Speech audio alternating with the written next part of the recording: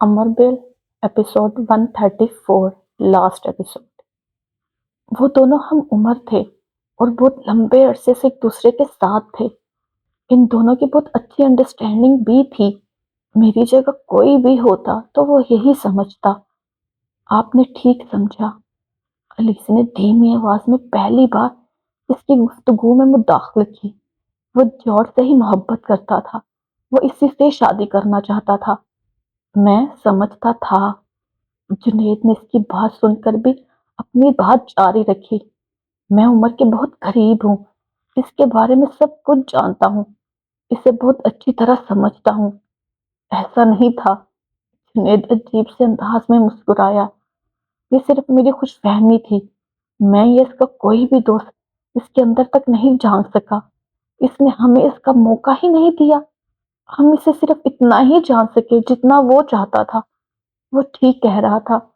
अलीज़े को इस बारे में कोई शोभा नहीं था। बाद में इसने मुझसे कहा कि मैं तुमसे शादी कर लूं।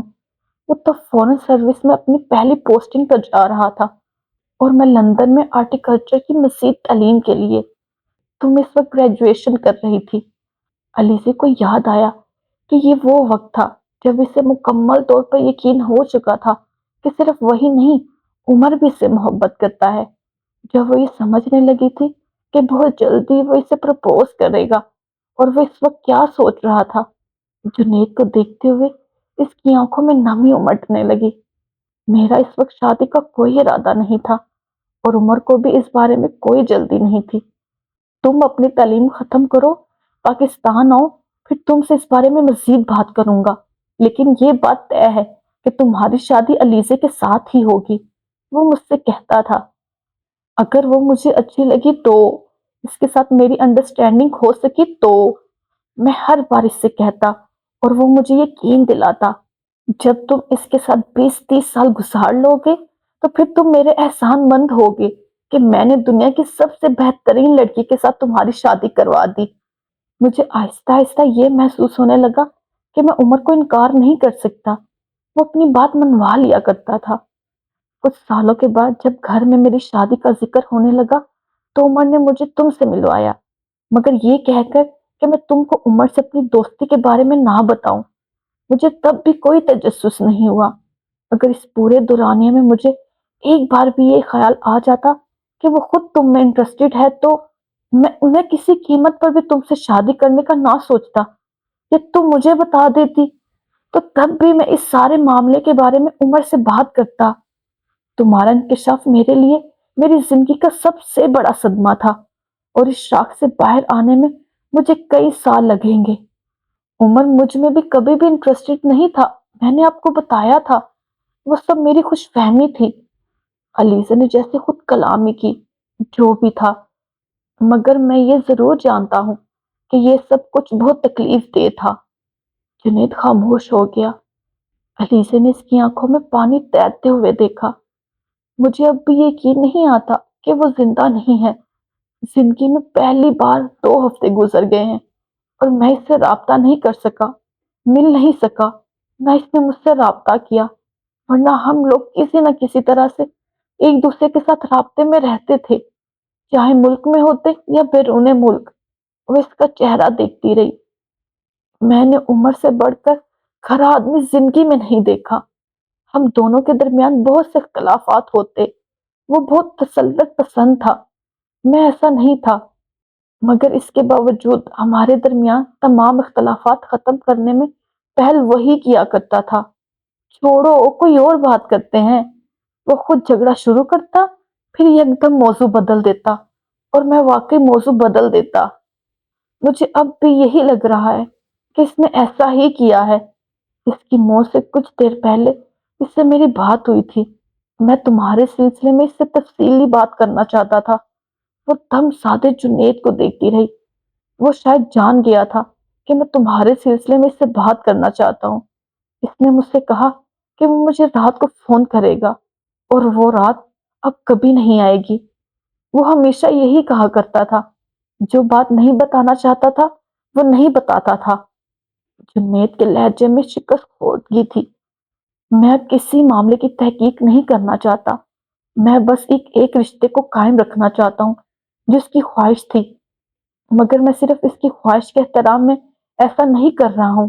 میں یہ اپنے لیے کر رہا ہوں، اپنی فیملی کے لیے کر رہا ہوں، تمہارے لیے کر رہا ہوں، تمہاری فیملی کے لیے کر رہا ہوں، کسی پچھتاوے کے بغیر، کسی بوجھ کے بغیر۔ میں چاہتا ہوں ہم تمام پرانی باتوں کو بھلا دیں، زخموں کو کریدنے کی کوشش نہ کریں، زندگی کو آج سے شروع کریں۔ کچھ وقت لگے گا مگر پھر سب کچھ ٹھیک ہو جائے گا۔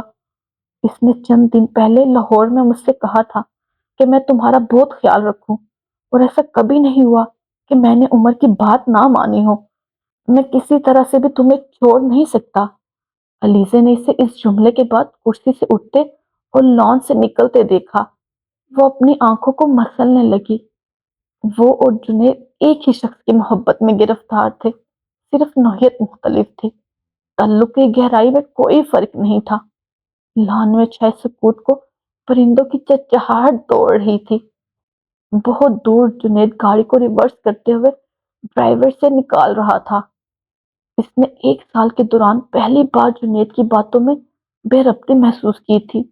وہ بہت ہمواری اور روانی سے بات کیا کرتا تھا۔ آج پہلی بار اس کی گفتگو میں دونوں چیزیں مخفوض تھیں۔ وہ خود اس سے کچھ بھی کہنے کے قابل نہیں تھی۔ آخر جنید ابراہیم سے کیا بات کی جا سکتی تھی؟ تعزیت کی جاتی، افسوس کیا جاتا، کون کس سے کرتا؟ عمر کی موت نے دونوں کو ایک ہی طرح متاثر کیا تھا۔ عمر بالکل غلط کہتا تھا کہ اس کی موت سے کسی پر کوئی فرق نہیں پڑے گا۔ اس کی موت نے بہت سی زندگیوں کو وقتی طور پر اب نارمل کر دیا تھا۔ ان میں سے ایک زندگی اس کی تھی، دوسری جنید کی، اور تیسری درد کی ایک لہر اس کے اندر سے گزری، تیسری جارج کی۔ اس نے سوچا۔ پورچ میں جلنے والی لائٹ کی روشنی میں اس نے جارج کو جنید کی گاڑی سے اترتے دیکھا۔ وہ ٹی شرٹ اور ٹراؤزر میں ملبوس تھی، نانو اس سے آگے تھی اور اب جارج سے مل رہی تھی۔ جنید ملازم کی مدد سے گاڑی سے اس کا سامان اتروا رہا تھا۔ علیزے نانو سے چند قدم پیچھے کھڑی سے دیکھتی رہی۔ زندگی میں پہلی بار جارج کو دیکھ کر امبر بیل اسے کوئی غصہ، کوئی حسد محسوس نہیں ہوا۔ جارج نانو سے ملنے کے بعد اس کی طرف بڑھ رہی تھی، پھر وہ اس کے مقابل آ کر کھڑی ہو گئی۔ علیزے نے ایک قدم آگے بڑھایا اور جارج کے کندھوں پر ہاتھ رکھتے ہوئے اس کے گال کو نرمی سے چوم لیا۔ جارج نے بھی جواباً اپنے ساتھ لپیٹ لیا۔ دونوں کے درمیان کسی لفظ کا تبادلہ نہیں ہوا تھا۔ جارج کے انداز میں بہت گرم جوشی تھی، بلحانہ پن تھا، بے اختیاری تھی، اور کیا تھا وہ جان نہیں سکی۔ مگر جب وہ اس سے الگ ہوئی تو اس نے جارج کی آنکھوں میں آنسو دیکھے۔ لیزا نے اس سے نظریں چرا لی۔ اس کا ہاتھ تھام کر اس نے سمینہ سے اس کو متعارف کروایا۔ یہ میری ممی ہے جارج۔ جارج سمینہ سے ہاتھ ملانے لگی۔ جنید تب تک ملازم کے ہاتھ جارج کا سامان اندر بھجوا چکا تھا اور خود بھی لانچ پہ چلا گیا تھا۔ آپ کپڑے چینج کر لیں، میں کھانا لگواتی ہوں، علیزہ نے جارج کے ساتھ اندر جاتے ہوئے کہا۔ نہیں، میں کھانا نہیں کھاؤں گی، فلائٹ کے دوران کھا چکی ہوں، میں اس وقت صرف سونا چاہتی ہوں، جارج نے قدر معذرت خوانا انداز میں کہا۔ جیسے آپ چاہیں، علیزہ نے سر ہلا دیا۔ اسے اندازہ تھا کہ اس وقت واقعی بہت دیر ہو چکی تھی۔ جنید لاؤنج کے درمیان کھڑا تھا۔ جارڈی، اب صبح ملاقات ہوگی، اس نے جارج سے کہا، اور اس کے بعد سمینہ کے ساتھ باتیں کرتا وہ باہر نکل گیا۔ جارج چند منٹ نانو کے ساتھ لانچ پہ کھڑی باتیں کرتی رہی۔ پھر نانو نے علیزے کو اس کے کمرے میں لے جانے کے لیے کہا۔ علیزے سے لے کر اس کمرے میں چلے آئی جہاں عمر ٹھہرا کرتا تھا۔ اس سے پہلے جارج کبھی عمر کے کمرے میں نہیں ٹھہری تھی، اسے ہمیشہ فرسٹ فلور پر ٹھہرایا جاتا۔ اس بار علیزے نے اسے عمر کے کمرے میں ٹھہرایا تھا۔ وہ علیزے کے ساتھ اس کمرے میں داخل ہونے کے بعد آگے نہیں بڑھی، وہی کھڑی رہی۔ علیزے نے آگے بڑھ کر کھڑکیوں کے پردے برابر کر دیے، پھر اس نے پلٹ کر دیکھا۔ جارج اب بھی وہیں کھڑی تھی، یوں جیسے وہ وہاں اس کمرے میں کسی کی موجودگی کو محسوس کرنے کی کوشش کر رہی ہو۔ علیزہ جانتی تھی وہ کس کے وجود کا احساس کرنا چاہتی تھی۔ وہ عمر کا کمرہ تھا، اور جارج بھی یہ بات جانتی تھی۔ آپ کو کسی چیز کی ضرورت ہو تو مجھے بتا دے، پانی میں نے رکھوا دیا ہے، फ्रिज में कुछ खाने की चीजें भी हैं, फिर भी अगर किसी चीज की जरूरत हो तो अलीज़ा इसके पास चली आई। नहीं, किसी चीज की जरूरत नहीं है। जॉर्ज ने इसे देखते हुए कहा, ओके फिर आप आराम करें, गुड नाइट। वो दरवाजे की तरफ बढ़ी, लेकिन अचानक ही जॉर्ज ने इसका हाथ पकड़ लिया। मेरे पास रहो लीजे, मैं आज रात यहाँ सो नहीं सकूंगी। वो इसका चेहरे देखे बगैर भी जानती थी कि जॉर्ज की आवाज भर ही रही थी, इसकी आंखें पानी से भर रही होंगी, और वो इस एक लम्हे से खौफजदा थी। इसे अलीज़े उमर कहा करता था। जॉर्ज के मुंह से ये लफ्ज सुनकर किसी ने इसका दिल मुट्ठी में भैंचा। अब कोई भी इसे इस नाम से पुकार सकता था, बस वो एक शख्स नहीं पुकार सकता था, जिसका नाम उमर जहांगीर था। इसने गर्दन मोड़कर जॉर्ज की तरफ देखते हुए मुस्कुराने की कोशिश की। जॉर्ज जवाब में नहीं मुस्कुराई, वो बस आगे बढ़कर इसके गले लग गई और फूट फूट कर रोने लगी। इसकी तकलीफ मेरी तकलीफ से बहुत ज्यादा है। इसने इस आदमी को खोया है जो इसका था, जिसे वो हासिल करने ही वाली थी। मैंने इस शख्स को खोया है जो कभी मेरा नहीं था, ना कभी हो सकता था। जॉर्ज की पुष्ट पर अपने बाजू फैलाते हुए इसने गीली आंखों के साथ सोचा, मैं आपके पास ही हूँ, आप मुझसे बात कर सकती हैं। इसने सरगोशी के अंदाज में कहा। इस रात वो दोनों जागती रहीं। अजीब ताल्लुक था जिसने जॉर्ज के साथ महसूस किया था। जॉर्ज उमर के बारे में बताती रही। वो पहली बार उमर से किस तरह मिली, कहाँ मिली, इसकी दोस्ती कैसे हुई, ये दोस्ती किस तरह गहरी होती गई। अलीज़ा चुपचाप इसका चेहरा देखती रही। अगर कोई सवाल वो जॉर्ज से करना चाहती थी तो वो सिर्फ ये था, उमर को इससे मोहब्बत कब हुई थी, कैसे हुई थी। और वो जानती थी वो इससे कभी ये सवाल नहीं कर सकती थी। वो अपने दिल को एक बार फिर किसी नश्तर से कटता हुआ महसूस नहीं करना चाहती थी।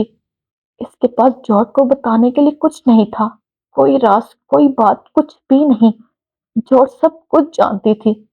उमर के जहांगीर से ताल्लुकात कैसे थे, उमर के ज़ारा के साथ ताल्लुकात कैसे थे, उमर इन दोनों की अलैदगी से कितना डिस्टर्ब हुआ था, इसे क्या चीजें खुश करती थी, क्या परेशान करती थी। सब कुछ, वो सब कुछ जानती थी। वो जॉर्ज का चेहरा देखने के अलावा और कुछ भी नहीं कर सकती थी। फजर की अजान के बाद वो उठकर खड़ी हो गई। मुझे उमर से सिर्फ एक शिकायत थी, इसने जॉर्ज को कहते सुना। वो बेड पर पांव ऊपर किए बैठी हुई थी। अली से जाते जाते रुक गई। जॉर्ज की आंखें मुतवातर थी। वो इस वक्त जैसे किसी ट्रांस में आई थी। इसने मेरा ख्याल रखा, इसने मेरी परवाह की, इसने मेरी ख्वाहिशात का एहतराम किया, इसने मेरे साथ हर चीज शेयर की। बस इसने मुझसे मोहब्बत नहीं की। अलीसे ने मुड़कर इसे देखा।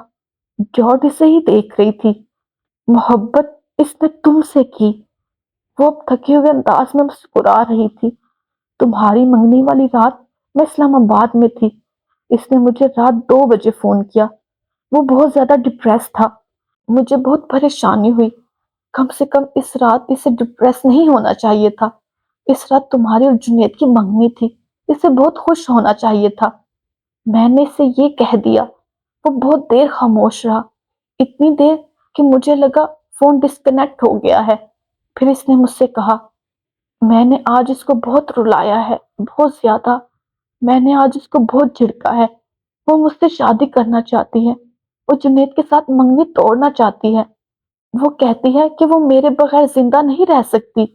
मैंने आज इसे बहुत झिड़का है, इसे बहुत रुलाया है, लेकिन मैं इसके पास से उठकर आया तो मुझे लग रहा है मैं तो इसके बगैर जिंदा रह नहीं सकूंगा। मुझे तो इससे बहुत मोहब्बत है। मैं कैसे इसे जुनैद के साथ देख सकूंगा।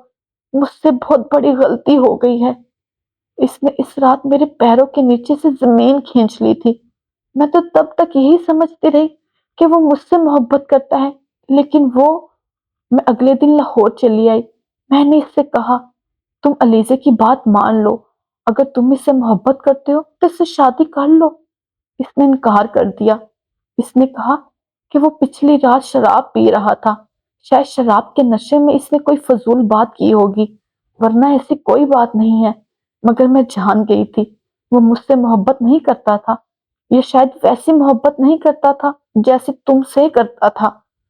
अलीज़ा चुपचाप इसे देखती रही, सख्त चेहरे के साथ।